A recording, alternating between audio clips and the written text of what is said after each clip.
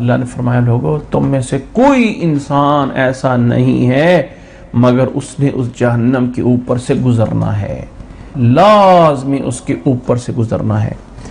حدیث میں آتا ہے کہ جہنم کے اوپر ایک پل لگا دی جائے گی اور اس پل کے اوپر سے ہر ایک انسان اسی سپیڈ سے گزرے گا، اس کے اعمال ہوں گے۔ کچھ ایسے نیک لوگ ہوں گے جن کو پتہ ہی نہیں ہوگا کہ کب ہم اس راستے سے گزر گئے۔ کچھ لوگ ایسے بھی ہوں گے جن کے لیے قیامت کے دن اتنا لگے گا جیسے فجر کی 2 سنتیں پڑھنے میں ٹائم لگتا ہے، اتنا قیامت کے دن لگے گا۔ لیکن کچھ ایسے نافرمان بھی ہوں گے جب اس راستے جہنم کے اوپر سے گزرنے لگیں گے تو وہاں کنڈیاں کھڑی ہوں گی جو ان کو پکڑ رہی ہوں گی اور اس سے لٹک لٹک کے جہنم میں گر رہے ہوں گے۔ تو ایک بات مشہور ہمارے یہاں بار بار سننے میں آتی ہے کہ وہ پل صراط ایک ایسی ہے، بال سے باریک ہے، تلوار سے تیز ہے۔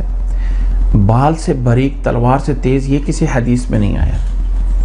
اب بال کے اوپر کنڈیاں کیسے لگائی جاتی ہیں تو بتایا ہوا ہے، اور اللہ تعالیٰ نے یہ بتایا بھی کچھ لوگ رینگ رینگ کے گزریں گے۔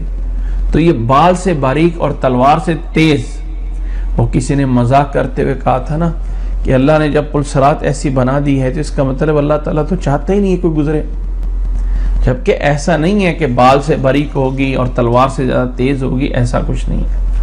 بس وہ جہنم کے اوپر ایک راستہ ہے۔ اللہ نے فرمایا وَإِن مِّنكُمْ إِلَّا وَارِدُهَا، تم سب نے اس کے اوپر سے گزرنا ہے۔